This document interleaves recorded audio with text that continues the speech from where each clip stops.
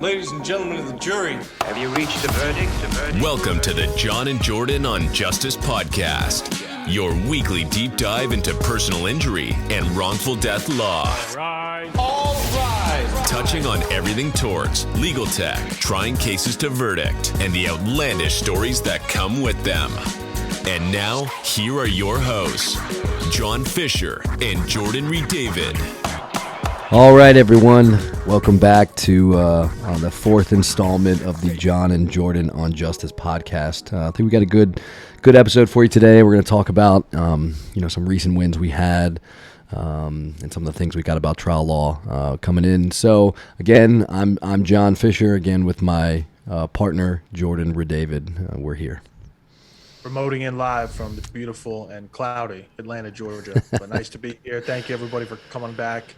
We're excited to talk about this week's episode because it's an interesting take on a case that we really thought was going to be a trial case, had to be a trial case. And it involved a case where our client got second-degree burns over her abdomen and legs and other areas through her clothing when a hot Vietnamese soup dish that she had ordered to go on her lunch break spilled on her lap in the car. So we're going to deep dive into that case because it touches on a lot of things that come up across the board in cases, including comparative fault as a defense. So at the time we're recording this, we were set to start trial in a few days, but yesterday afternoon, the defendant's insurer finally tendered the full policy limits of $1 million. And that was an offer that, for all the reasons that we're going to talk about today, made sense for our client to take. And she did, and she was ecstatic with the result because it's full and fair justice for her. That's the bottom line. When she first hired us, I asked her to place her faith in us and trust the process, to be patient, understanding it was going to be stressful, it was going to be long, and it surely was not going to be easy and without hiccups. And it wasn't. It was all those things, but I'm really, really grateful that we were able to deliver that. So before we deep dive into that case in particular, John, I just wanted to toss it to you to talk about a little bit. Maybe you can preview for our listeners out there. When there's cases that deal with comparative fault as a defense, I mean, what does that even mean as a concept? And then what does it mean to you as a practitioner?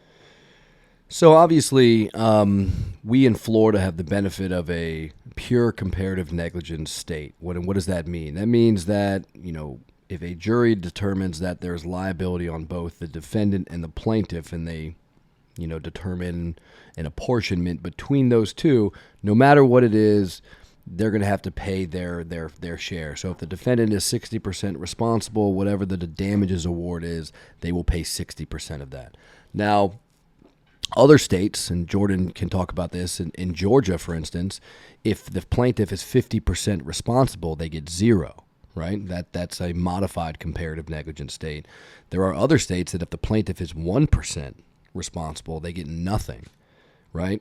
Completely unfair, unjust. It's not, it defies logic and common sense, is that a person could be 99% responsible for the harm and not have to pay a single cent of damages. It's the tort reform. I think we're super fortunate. I've talked to colleagues in other states, North Carolina, et cetera, where it's not a pure comparative, and they've got it.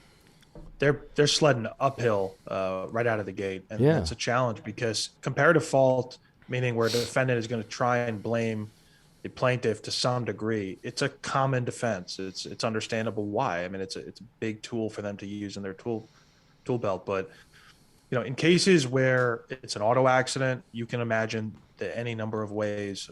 Your client was driving too fast. Your client was distracted by the phone. They stopped short. That's why I rear-ended them. Whatever. But in a case like the one I want to talk about today, the hot soup burn case, comparative fault is everything. I mean, that's the hill that the defense was going to live and die on ultimately. So let's kind of deep dive into that case, and it'll give us a few little facts and tidbits that we can pause and extrapolate on. So this is a case in Gainesville, Florida, in Alachua County, where the University of Florida is. Our client is born and raised Gainesville. She was in her mid-30s, black female, professional assistant in the UF health system in terms of an administrator.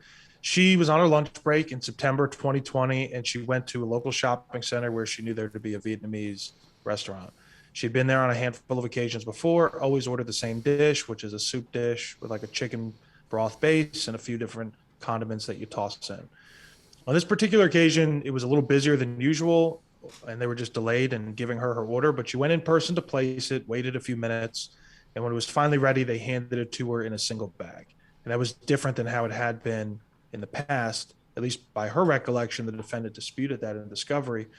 But basically, they packaged it as following. There was a square styrofoam box, those flimsy boxes, inside of which was lettuce, vegetables, chicken, whatever you're going to put in the broth. And then stacked on top of that was a heavier cylinder, a plastic Tupperware cylinder of the hot broth stacked right on top. And then they put all that in a thin white plastic bag to go and tied it at the top. So they hand this to her, and right out of the gate, they don't warn her verbally. There's no comment whatsoever about the soup is super hot, it can burn you, whatever. And, for a lot of people out there, you might be saying to yourself, like some of the prospective jurors in our focus group did, everybody knows soup is hot. Why does there need to be a warning? I think if you just stop and you drill deeper on that, John, I don't know how you feel about it, because we did bring failure to warn claims, both in like a negligent sense and a products liability sense. We need warnings on products, or we need warnings about products, even when the risk is known, because we cannot defer to every consumer out there knowing every conceivable way in which a product can harm them. So in this particular case, I caution people to think back, the hot soup case with the Leibowitz plaintiff 30 years ago. Now you've got hot or caution, contents hot on virtually every hot liquid you buy. It wasn't on this one. We still have it just the same way I tell people all the time. I mean, why do we need signs on the side of a highway that say, deer could be crossing? I mean, everybody knows the woods are around, a deer could come. But we want to do more to protect people in this country. We want to do more to protect people in the state of Florida specifically. And even though the danger, the risk is technically known, we want to do the right thing and remind people from time to time at that transactional level, hey, I'm about to hand you something that's dangerous. Be mindful, because we've all got other stuff going on in our lives. And I think people are entitled to at least that minimum level of decency and courtesy. And the law reflects that. How do you feel about warning cases? Well, I think that, you said that the hot soup case, and it's actually the hot coffee case was the one we're talking about, the McDonald's hot coffee where the woman spilled it into her lap, where she actually was doing more, all right? She's sitting in the passenger seat, she's opening it herself, she's trying to put it in, and she spills it.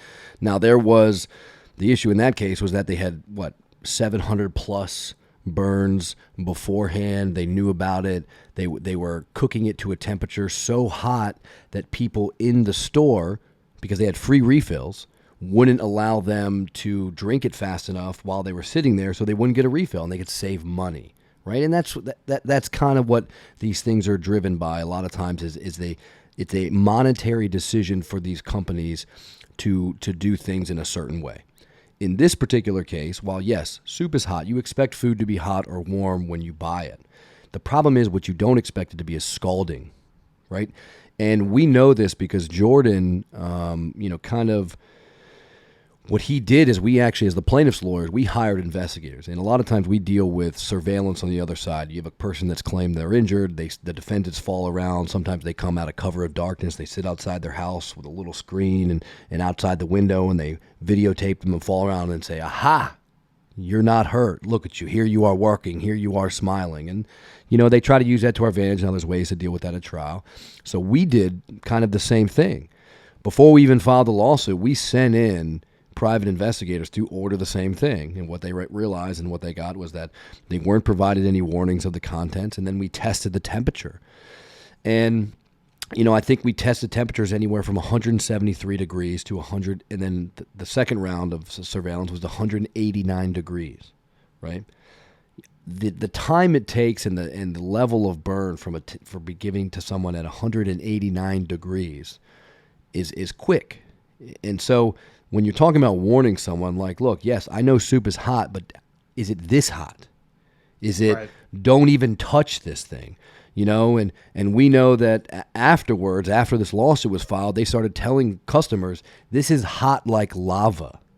That's what I was going to say. So one of the investigators we ended up sending in, we sent 3 rounds, disclosed 2, kept the other one as work product just because, it got redundant at some point. But one of the investigators went in there after the lawsuit was filed, after these claims were being heavily prosecuted and litigated.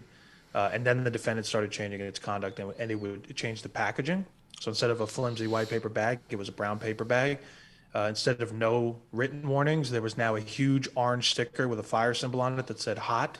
And then you want to talk about verbal warnings, they would not really even hand the bag over until they told the investigator it was hot like lava. And if it's in your car, it can burn you. If you touch it soon, it'll burn you like lava. So clearly, we talk about greater good and altruism, and, you want to help one plaintiff at a time, but if you can set some ripples through the lake and change something larger for the greater good of society, that's great.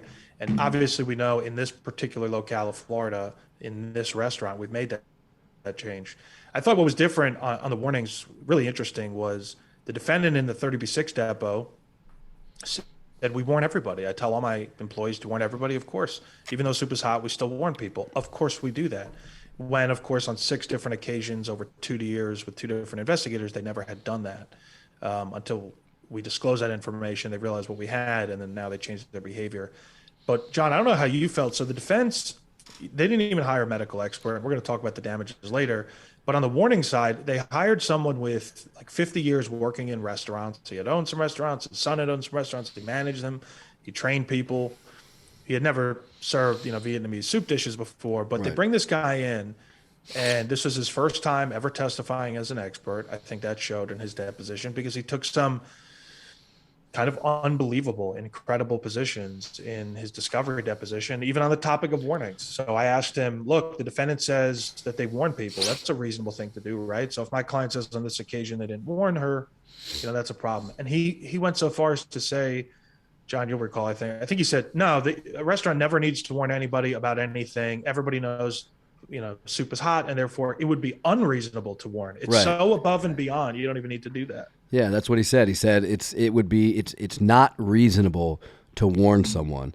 And then he also went so far to say there is no maximum temperature at which you can serve someone a hot liquid. And I was like, so then you can give someone, by his logic, boiling hot soup. I can take it right from the boiling stove, put it in a dish, serve it to a customer, and that's safe.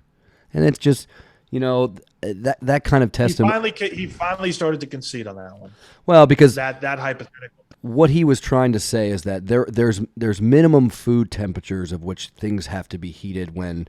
So the way they processed this was they cooked large vats of this broth first, right? Then they stored it in a refrigerator overnight, and the next day during rush they would heat it up, heat the contents up, and put it in a to-go container. That's what they did.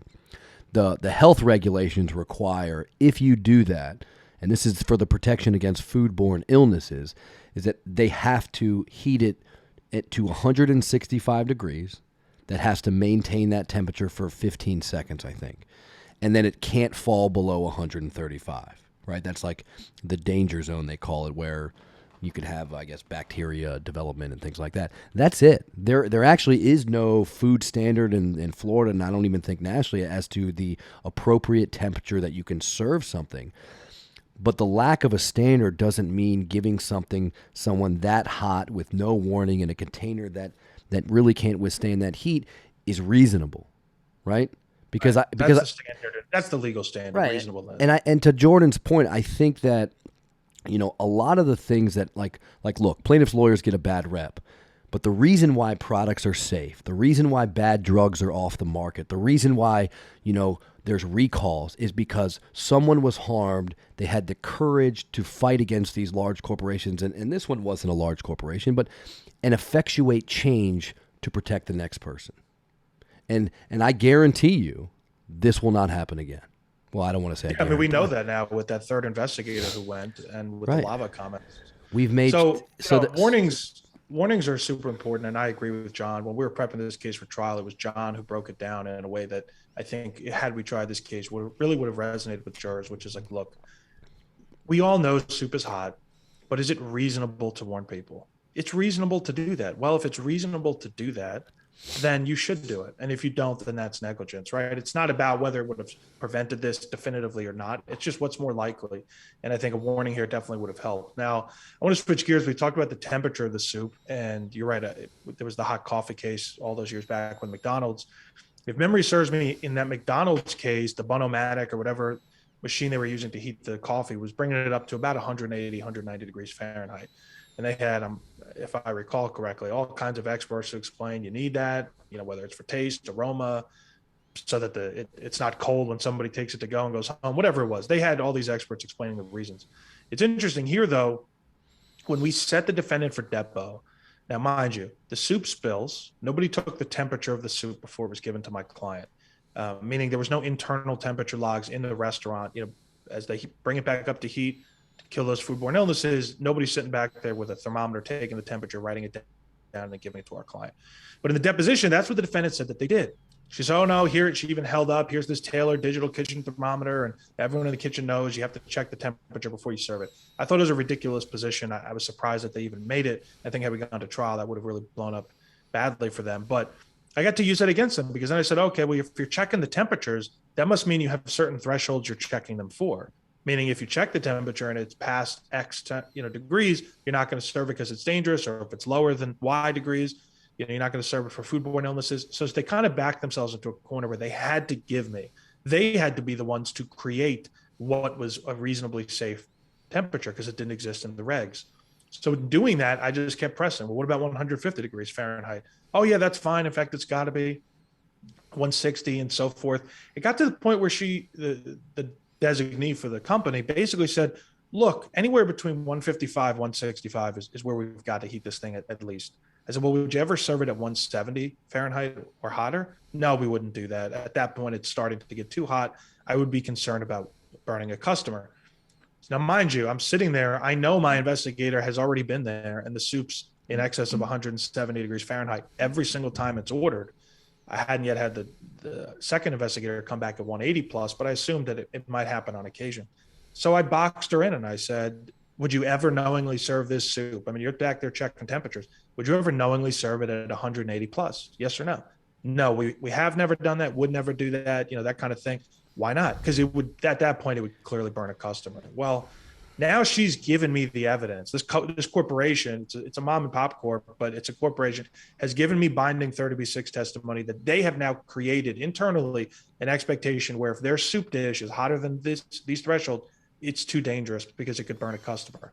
Now I go send out another investigator. Lo and behold, despite what she's telling us in a deposition, in real life, when they're handing these packages to customers, they go out to the parking lot and check the temperature with a thermometer. It's 180 plus. Yeah, almost 190 plus. 189 degrees. And the problem is she used the word that I tell my clients and when I prepare them for deposition to not use, which is never. Right? She said, we never do this. And then here we are, we have 3 separate occasions on 3 different days, and you're doing it every time. Right? I mean, that you're a liar. That is, you lie. You say, we never do this. You claim you test the temperature, which is not true, but that's what she said. So that means you are knowingly serving in excess of these temperatures and then claiming you don't do it. And so, right. And that was a big point we leveraged. Remember earlier in the case, we sought leave, to amend for punitive damages in Florida. You can't just outright plead punitives. You've got to bring your claims first, and then through some discovery, get some additional evidence that meets the statutory threshold, which is a reasonable showing of a reasonable basis to recover, whether for intentional misconduct or gross negligence. So we had these investigators, 6 different occasions over 2 years, 100% of the time, it's in excess of temperatures that the defendant has admitted in a 30B6 are dangerous. So we used that to amend for punitive damages, but it was denied. And that took the wind out of my sails a little bit for my client because I was pretty confident based on that limited threshold that we needed to get over, we could do that. And had we amended the pleadings, I think it would have given us a better chance at an earlier settlement, but it was denied. So now we're back to square one. We've got this good evidence. Maybe it falls nicely on a juror's ears, but what can we do with it before trial to leverage? And so it became this big dispute, which ultimately memorialized itself in competing motions in limine. The defense took the position, we violated rules of discovery because we were basically conducting unnoticed side inspections. That's how they framed it. And then B, even if it was lawful for us to do that under the discovery rules, it's all subsequent to the accident here. So how is that possibly relevant? And these allowed us to actually delve deep into some parts of our evidence code that we don't always get to use, right? I think everyone remembers from law school, subsequent remedial measures and all that. So it was interesting on just the evidentiary side, putting the discovery thing away because it was kind of nonsensical. Those discovery rules exist to protect rights to privacy. There's no right to privacy lobby of a restaurant open to the public. So that didn't really come to pass. Let's talk about the evidence. We basically said, look, a couple of things here. It's not even a remedial measure because nothing's changed, right? They tell us they don't do this, and over 2 years, 6 different occasions, every single time they're doing it. What's remedial about that? Nothing. So this is actually, we changed it. We went one section back in the evidence code. I think it's 90.406, not 90.407. It said, this is evidence of a routine practice of an organization. And in Florida, can't speak in every jurisdiction, but in Florida, there's a statute in our evidence code that says, if it's a person you're talking about, you can't use it, right? Pattern of conduct, bad behavior, 404 type stuff. But if it's a company and you have evidence of a routine practice, like a habit, even if it's uncorroborated, you can use it in a trial. And so that's the argument we presented. We never got a definitive ruling because the case settled on the eve of trial, but that was kind of the battle we were having. And also, for the Florida practitioners out there, and I'm happy to share this work product, but there's some good cases out there that explain even subsequent incidents can be admissible as long as they're used for a proper purpose. A primary case I think it's out of the 4th DCA, even though the plaintiff there was at Disney World in Orlando, you would think a 5th DCA case. That was where someone got hurt on the bumper cars at Disney World or some similar ride, hurt their back. And then it turns out after they got hurt, a few more people got hurt on the same ride. And there was a debate whether or not the rules of evidence allow that evidence to come in. Trial court in that case said no, got reversed on appeal. So we had the benefit of binding precedent because there was nothing to the contrary. So there were some interesting points, but all of that to say this: you're sitting with a case where your client is horrifically burned, disfigurement, pain, suffering, all of these things, mental anguish. The damages are legitimate, but liability is tough because there's no temperature log to prove what the temperature was. And, our client, like probably anybody else reasonable, at least any other reasonable person under the circumstances, the soup is spilled. What are you doing? How are you going to manage to figure out how hot the soup was? You're trying to address these burns of your flesh, right? So the defense used that against us, though, and I thought, to give them credit, they did an effective job during the discovery and motion practice stage by saying, this is her fault. First of all, she took the soup off our property. Once that happens, why should she be responsible? She was in her car when it happened, and she discarded the soup container. So let's kind of drill deep on that, John. Let's start maybe with the soup container. One of our claims in the case was that the packaging, the literal plastic broth container, was not suitable for temperatures of broth like this. And it was interesting because we didn't have the container, our client threw it away. So there was these competing notions of, well, here's some exemplars and what we think that shows versus, hey, from the defense, hey, the plaintiff spoliated the critical evidence here. We're prejudiced. Yeah, I mean, it's difficult because on the one hand, we kind of go after the defense for destroying evidence. And I think in this case, I don't know, Florida's kind of, it's not really clear sometimes on some of their rulings and decisions because it seems to me like there has to be a duty and obligation. Sometimes you got to send a spoliation letter to the defense to trigger that duty. But when it's the plaintiff and they're the one harmed and they have the device that harmed them, is their duty kind of automatic? And it's not really clear for me, because and people may not be thinking like, oh, I need to sue someone immediately when something happens, right? It spilled on me. I cleaned my car out. I threw the shit away, So I think we had to deal with that. But the problem is that we have her testimony. And her testimony was basically when I moved, what she tried to do was take it from the floorboard because it was sloshing around and wanted to put it in her cup holder. And as she was taking it in the cup holder, she said it kind of malformed and the top popped off. But she said, and this is kind of important because she said there were no holes poked in the lid. And if anybody who's gotten Vietnamese pho soup and they order it, look at the top of the lid. There's holes poked in there. They do that so that temperature, that steam can escape, lower the temperature. And so it didn't have that. So it kind of had that steam inside. It pops off and then spills all over her. But then we don't have it, right? So it's just her words saying that was the case. And so, I think that created a challenge in the sense of, you're the one that spilled it on yourself. We did the focus group, and a lot of people were like, we don't believe her. We think she was trying to eat it, which I don't think they've ever eaten pho soup because you don't eat the broth. You have to mix it with the ingredients that's in the other container. But, so that was something that, back to the comparative negligence argument is that we had a case where, our concern at trial was overcoming her fault, right? Someone gave it to you, you put it on the floor, you were more concerned with it spilling, and then you took it out and spilled it on yourself. Now, she says it's because the device or the thing failed, right?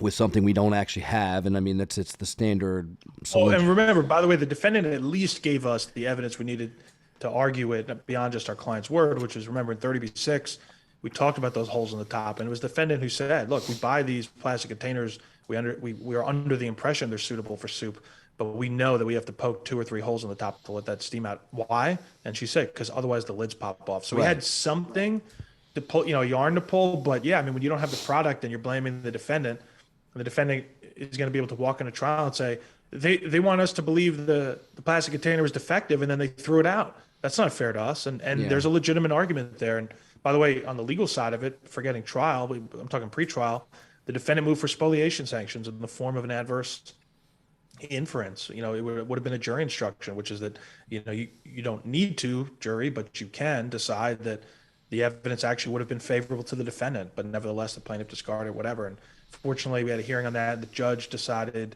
this is not something best decided before trial. It's better decided in trial when both sides have rested, so we know definitively what the record is. So that was going to be something we were going to have to readdress. But yeah, John, your point is valid, which is that it's a legitimate concern, and it also bears on the comparative fault.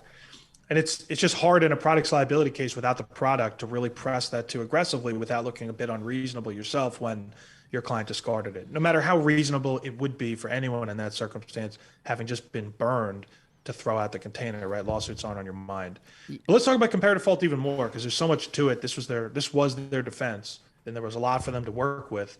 One of the things was, why did you move the soup at all, right? You get a package, it's already tied, you put it on the passenger floorboard. Why move it at all? And because you chose to do that, how is that our fault? And so that's why we had to talk about negligence in terms of packaging, not just the plastic container itself, but how they're stacked, right? The idea that you don't put it in 2 separate bags, you don't put it in a cardboard box or divide things with cardboard.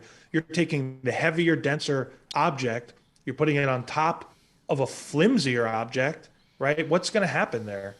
Especially in a moving vehicle, you're serving this to go, people drive.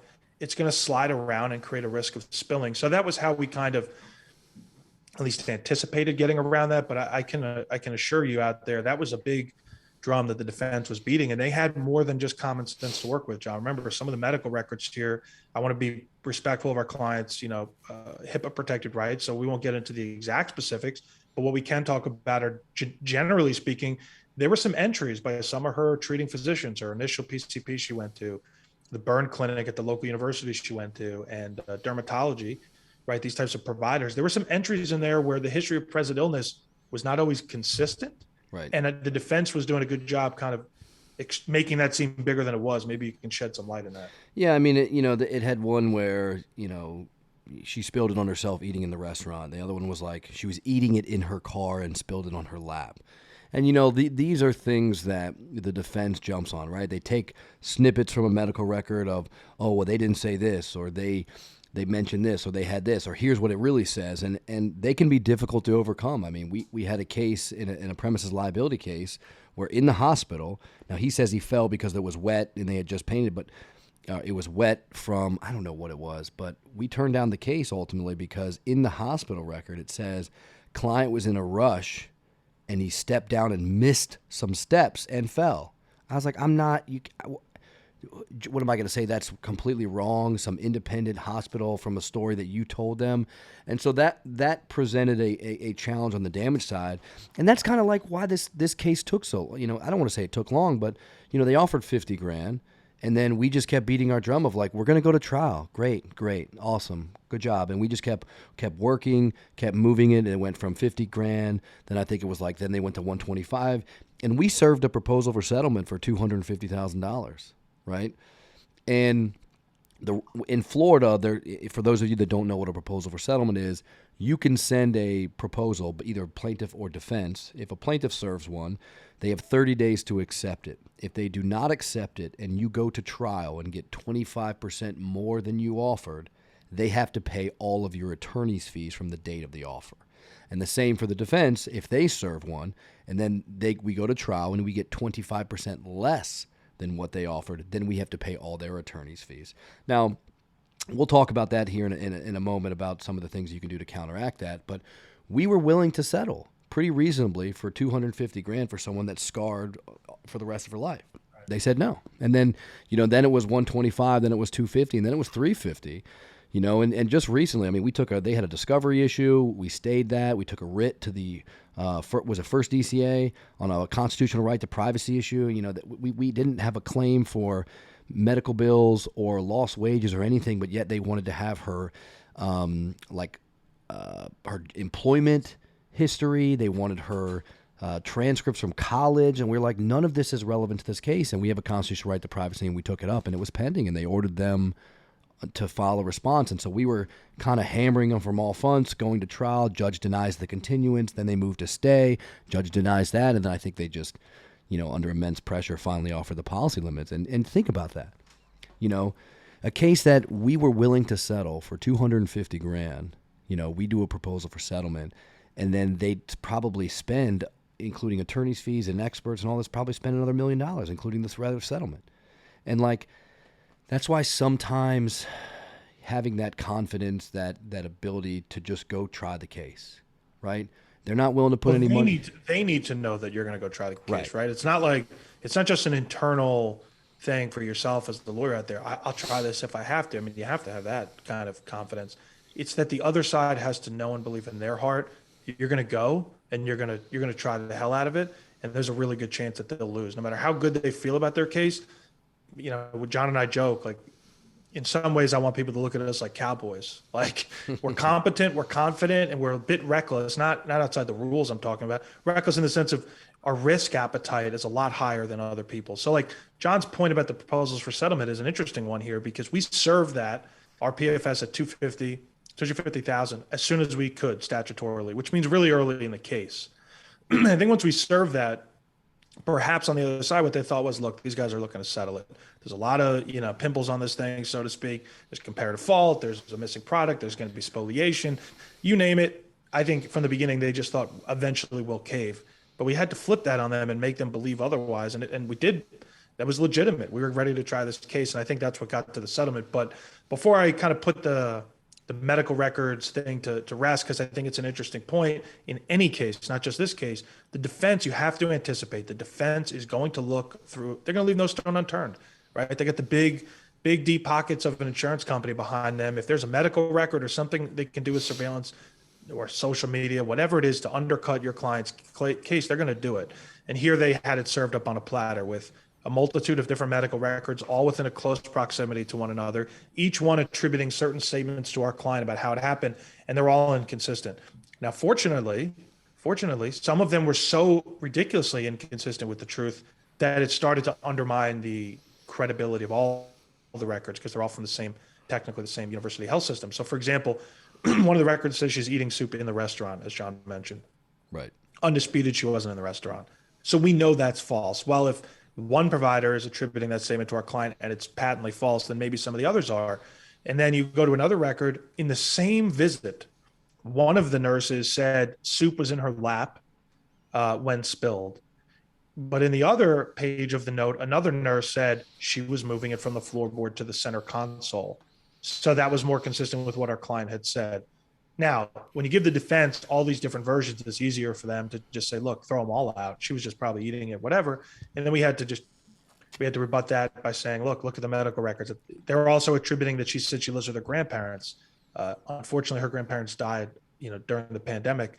So that's clearly inaccurate, right? I don't want to make light of it, but I mean, you have to show other things that are clearly not true in the records to kind of flesh out. And when we depose these providers, John, deposed the primary care provider, you have to give them something to work with that they can give you something back. So in this instance, when John deposed the primary care provider, the defense was taking the lead. Look at this part of the note, look at this part. And this is what she told you, isn't it? This is what, the plaintiff told you. And this is what you wrote down because it's true. Yes.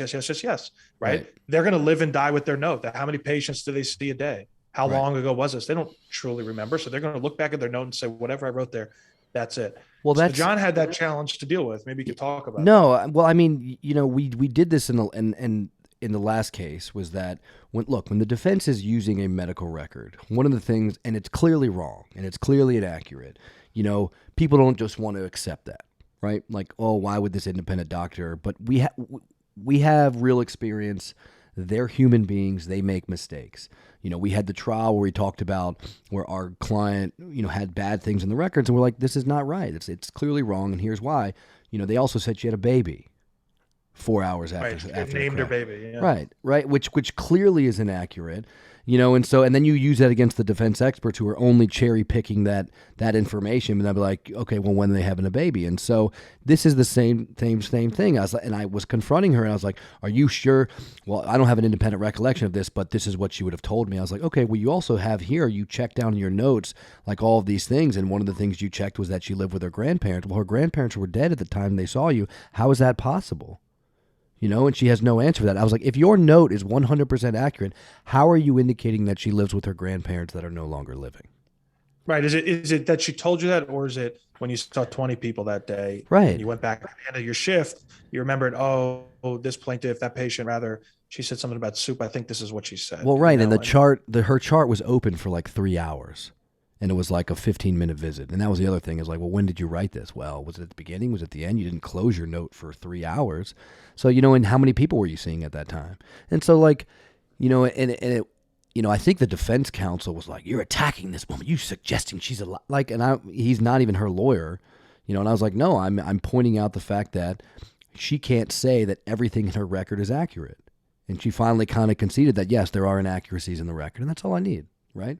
Let me take the rest that's of maybe a learning point for other people out there who, whether it's an expert witness or a medical provider, just a treater. And obviously you want to be respectful to these people. You want to be respectful to anyone. I don't care who it is, but you have a duty to your client to zealously advocate for them. And in the specific context of the deposition of a provider whose notes are unfavorable and seemingly incorrect, you've got to press. You can't be afraid to ratchet up, how direct and aggressive at times you are with the witness to get to the truth, because that's what your client's entitled to. And John did a really good job with that.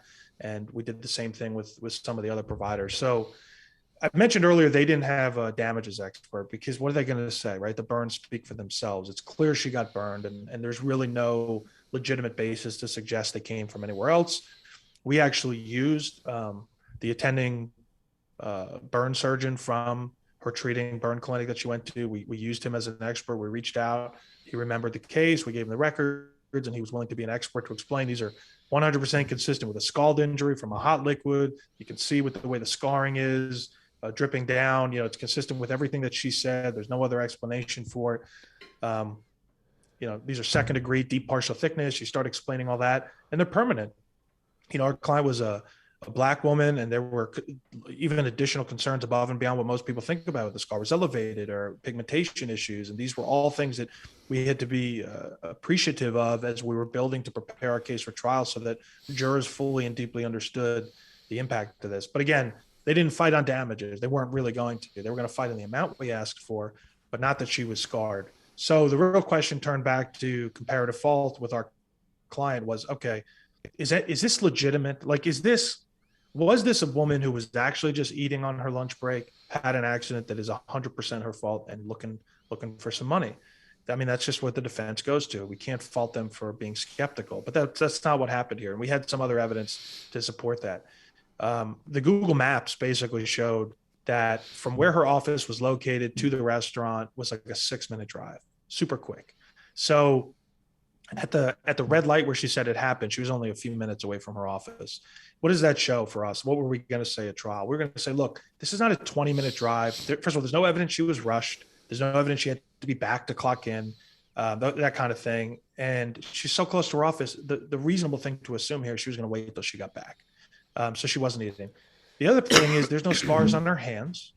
There's no scars on her lips or tongue or cheek or face. So if the soup is so hot that the moment it comes into contact with your skin, it's creating second-degree burns, where are the rest of the burns, right? The only burns were the ones that went through her clothing, on portions of her lap and stomach area, that are consistent with someone bringing something from the passenger floor towards their body because they've got to go near the center console. Then the lid comes off the plastic container loses its form and it spills everywhere. I mean, that's what it was consistent with.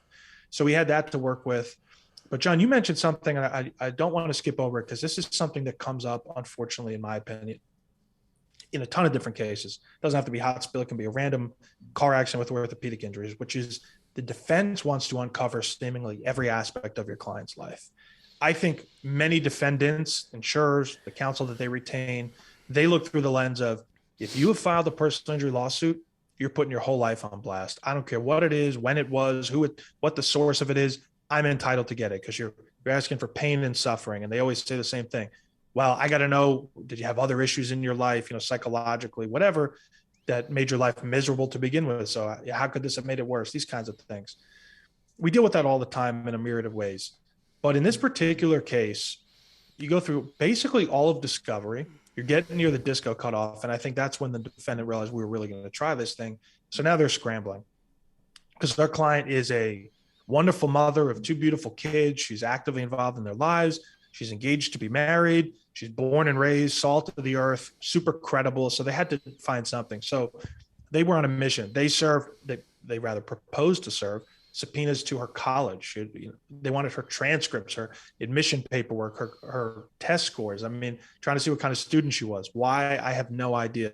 They served subpoenas to her private health insurer, which in a general sense might not be problematic, but they wanted everything, including any payouts of benefits from other cases, her application for benefits, personal injury protection logs. I mean, there was no evidence she had ever had a prior burn at all. They had all her medical records, no evidence. So that was kind of aggressive. And then they wanted her employee records. This was the one that really jumped out to me and the client was really upset about. We fought for her with her constitutional right to privacy under the Florida Constitution, which is to say, I'm not making a wage loss claim.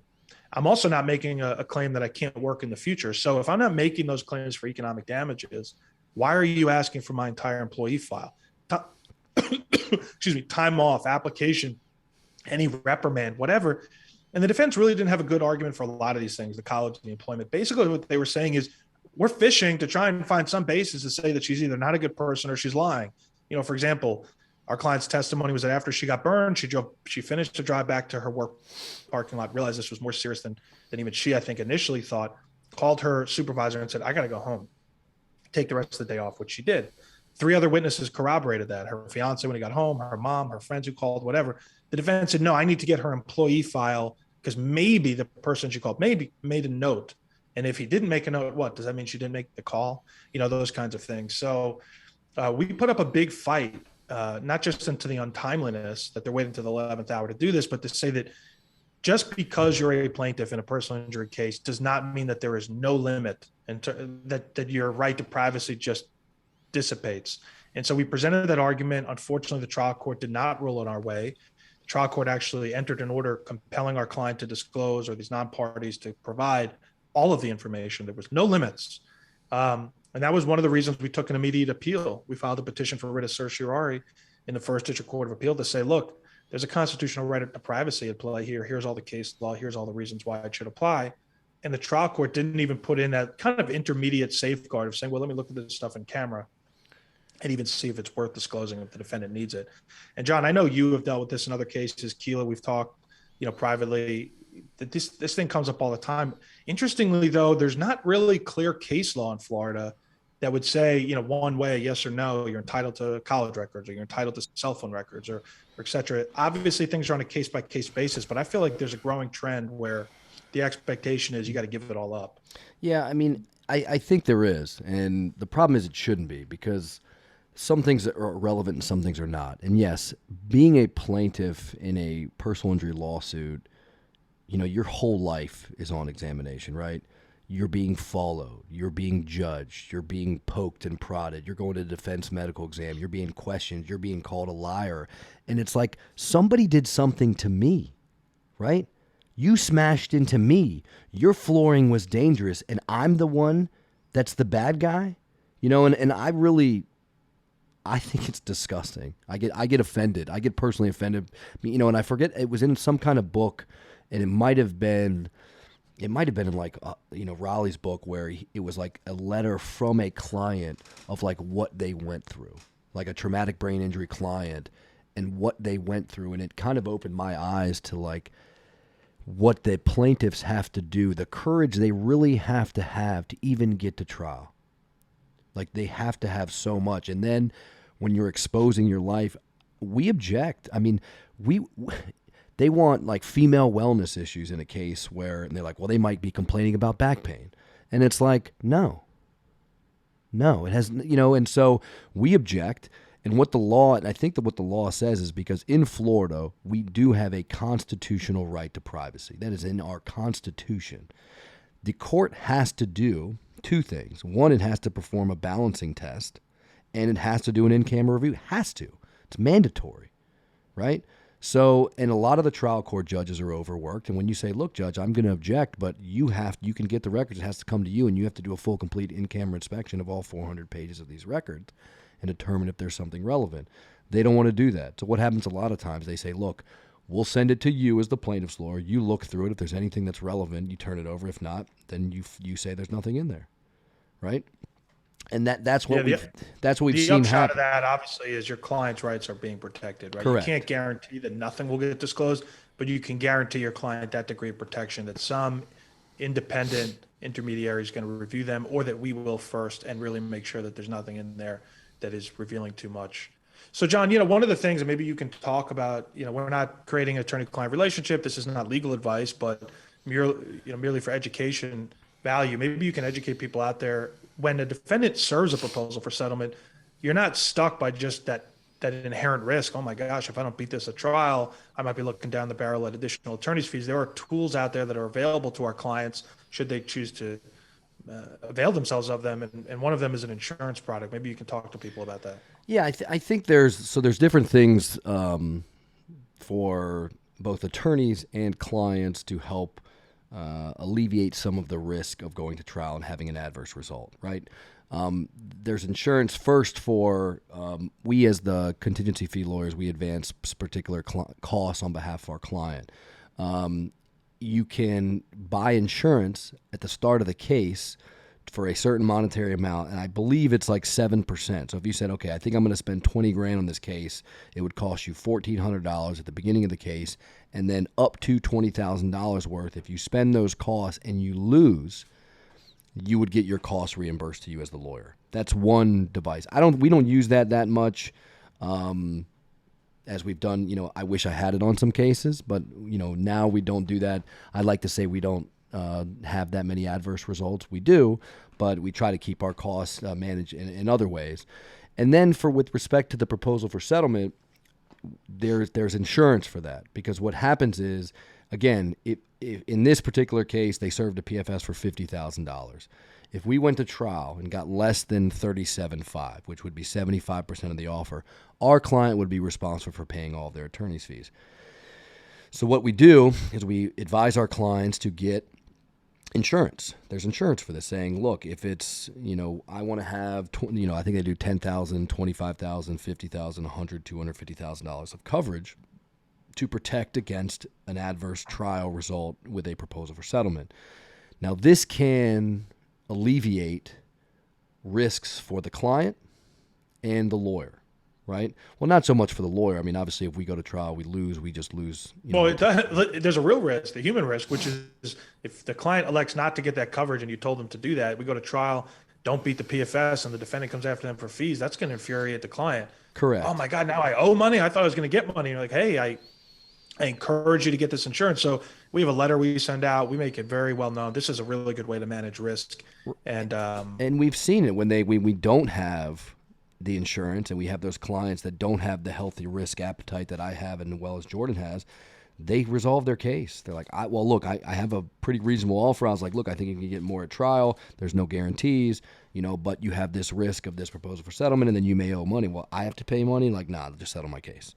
Right? Right. So if you have sometimes justice comes in many forms, and I think sometimes going to trial is a better opportunity for the plaintiff to get full and fair justice. If you have the insurance that protects them and say, look, there's no guarantees, we could have this issue, and especially when you're dealing with a larger comparative fault case, right? That this may be your responsibility. There may be a lot on you, which could lower the damages down, and then you lose the PFS. So having that backdrop to protect the clients is something we advise them to get, and it helps. We had a case where, like, look, we settled with one defendant. We're going to take a shot at the next defendant. They got PFS insurance she bought that for her out of the first settlement, and we went to trial. We did not, after set-offs and everything, it ended up being a defense verdict, and we had the PFS insurance that paid the attorney's fees to the defense. Protecting the client, yeah. So we've seen them and say, look, you want to go to trial? Let's take this little bit of money, take a shot. We may get more, we may not, but we're willing to take that chance. I think and the lesson here is that proposals for settlement can be very effective tools to leverage as the defendants leverage against your client to pressure them into making them take an offer that is less than they otherwise might, or avoiding a trial that they otherwise might want to go to. So these are just things that along the way you have to do.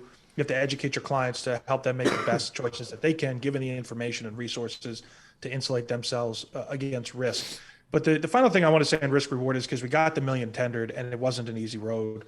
It went, I think it actually went 50, 125, 200, 350, and then the $1 million. Well, I can tell everyone out there definitively that I think the primary reason we got the $1 million is because we made it crystal clear to the other side, specifically the adjuster on the file. Once our PFS expired at 250 and they started calling our client a liar, basically making those insinuations, that was done. The chance for them to get out of the case for less than policy limits was done. It was never coming back. And every single communication I had with the other side in terms of money always ended the same way. Basically, you're wasting your time unless and until you offer at least the policy limits. The policy's already open. We think there's bad faith. You guys have balked at tendering. You've never tendered to this day. We're years in, blah, blah, blah. Don't waste my time. And every time they would go up from 50 to 125, a big jump, we'd snap back after talking to the client. She was always available, thankfully. We'd quickly, within a few minutes, rejected, stop wasting my time. Then 200, rejected, that ship is sailed, stop wasting my time. 350, right? A couple weeks before trial. Big jump from 200, snap, rejected with client's authority, stop wasting my time. And the last email I sent to them basically was, look, our current demand is 3 point something, far in excess of your limits. If you want to negotiate with me, you need to start with at least $1 million. Right, that was in writing. It doesn't always work, but I think because of the history of this case, we had been crystal clear throughout. We're never letting you out for less. At some point, the adjuster just realized we were telling the truth, which we were.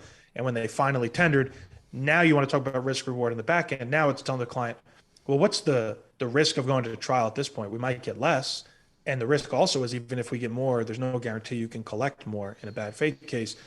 Under all circumstances, this is the best outcome. Let's take it. She was ecstatic. There was tears of joy shed. It was a really cool moment for us. We changed her life and she'll never forget it. We'll never forget it. In a challenging case, when you can get an exceptional result, of which this was it, I think it's a really nice thing is what we do. So yeah. I personally want to just talk a little bit. I know we're running out of time. I want to talk about a little bit about sharing ideas, because, this case was one where internally we workshopped it all the time. We came up with these creative ways to do surveillance and arguments and with the evidence code and you name it. It was definitely a team effort. But this brings me to another point, which is this: nobody goes at it alone, or nobody should. And even if you're a solo practitioner out there, the sharing of ideas with like-minded people who can be creative and are willing to share, that's the key. They have to be willing to share their ideas. I say I'm all for it, and that's why John and I created that Discord for plaintiffsattorneys.com server right now, just available in Florida. We'll be having George out there in a bit. It's free. And I think, email listservs are a thing of the past. Everybody's replying all and they're sharing ideas. It gets lost. First of all, it chunks up your inbox and meaningful data gets lost. But if you can find a small collective of people who are willing to not be selfish, but selfless with their ideas and strategy, you can really see some powerful things happen. And even since we've made that settlement happen, now we've had other people reach out to us. They have similar cases and we're helping them. We're sharing ideas and all that. And I want everybody out there to know we're an open book. I mean, if you're a plaintiff's lawyer, you represent human beings, not companies and insurance companies. Join us in that Discord server, Discord for plaintiffsattorneys.com. We're happy to share our ideas and help you out as well. Yeah. One thing that I don't know, I guess maybe this comes in the context of sharing ideas, because I want your idea and kind of this thing that I think we forgot to talk about with respect to comparative negligence and trial, is that Do you or do you not accept responsibility? Do you or do you not say, you know what, my client did wrong? Like, you know, she's wrong or he's wrong or they did something, because, you know, we talk a lot about like credibility and maintaining credibility with the jury. And we had talk about this, and we were like, you know, are we going to say that what she did, and remember, it's not that she did was wrong. It's was what she did unreasonable, right? Was because it's going to spill over in my floor, am I moving into the cup holder? Was that action unreasonable? And I think we kind of said we're going to say no. Well, it was not unreasonable. But I had a case that I tried where a guy went through like a downed fence at a flea market, and we had to say, look, like what he did was wrong. Like, he shouldn't have done that. Obviously, the duty to maintain, he saw other people doing it. You know, you never want to do just because others are doing it. But we went in front of the jury and said, you know what? Give our client some responsibility. Give him a percentage of it. I think we told him 10%. They put 25%. And what I think that does, if you really have a case, and you have to think about this and says, if you really have a case where your client did something that was unreasonable or was wrong, I think you have to own it. I think you got to own it and say, look, control it, say that we did wrong, because what happened is, in that same case, the defense didn't say, you know, we did something wrong too. They were like, oh, we did nothing wrong. It's all him. Like, it's just 100% him. And I think that because if you contrast the two, we're bringing the lawsuit saying, look, we did some responsibility, put some blame on us. And then that contrast that with them saying, oh, no, we did nothing wrong, when clearly they did wrong. And the jury I think they almost got punished for that. And I think they lost credibility. So yeah, I mean, by the way, you tried that case with Zach, who is not in our firm. He's a friend of yours you've known for years, another plaintiff's lawyer, an exceptional lawyer, great trial lawyer. But you had tried that with him, and so that is a sharing of ideas. I mean, you guys came at that same case, same objective, but you came at it with different backgrounds and experiences, different ideas, and you guys came up with collectively through that shared process, you came up with the winning strategy. At the end of the day, that was the winning strategy. Had you gone in there and said, our client's not at fault at all, despite A, B, C, and D, you might have immediately lost credibility with the jury, and you're coming out of there with a goose egg. You know, I mean, that happens. So yeah, and we share. I mean, look, me and Jordan talk like every day.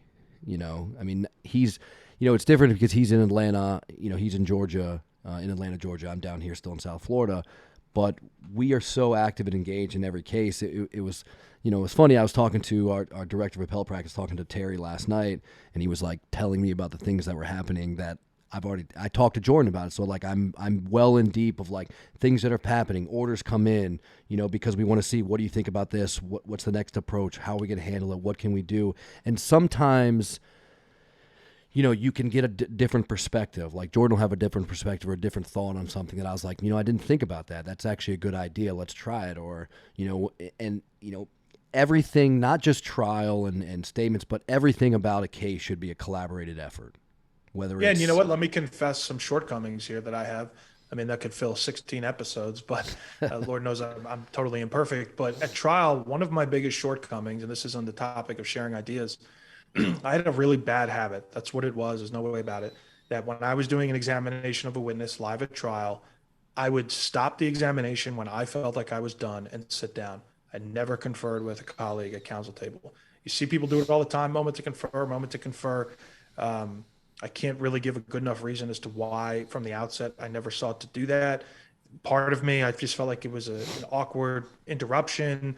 Sometimes I felt like if I had a mic drop moment during a cross, I wanted the juror to sit on that and not the last words to say, one more moment, oh, nothing further. But I've matured as a lawyer, and I think everyone out there, if you are a lawyer, you have to be willing to evolve, mature, change, grow as new information becomes available. And I can say without question that, you know, John pulled me aside early on, and he was like, look, dude, you know, you missed this, this, and this, or you could have said this, or what about this point?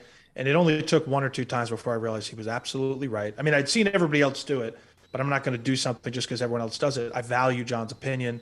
I know how dedicated he is to the craft. And when he started showing me brass tacks, this is what you missed, now I've started doing that, and we've had we've had better results as a result of that. And that's another very like nuanced way of just saying, don't be so guarded and don't be so unwilling to accept new information, new ideas, because it doesn't always come from a CLE. It doesn't always come in some book you're going to read or somebody else you pass by in the hallway. Sometimes it comes from within your own firm, frankly, even at your own counsel table, and you just got to be willing and receptive to those ideas. Yeah, and I agree. Jordan, we tried a few cases together when we first partnered up, and he would just be like, no further questions, and I would have like little just one-liner things like I thought we needed to have covered, and so. He's done great at that. He comes and checks, do anything, and even if it just comes over and say, "Dude, you're doing a good job," like that's awesome, you crushed. That support at a moment in trial can even provide volumes. I check it now. Sometimes I do it in the middle of an examination. I'm like, I have a question about something because I try to have notes, but I'm not on script. So I'm very fluid in my examinations. And so sometimes I'm like, things just come out organically. The last trial when we're talking about on the video and we heard something for the first time that in trial that I hadn't even thought about and then talked and asked questions and it played out well, but to be able to go back and say, I want to do this. What do you think about this real quick? And just ask the judge, and I think part of my doing that was trial team.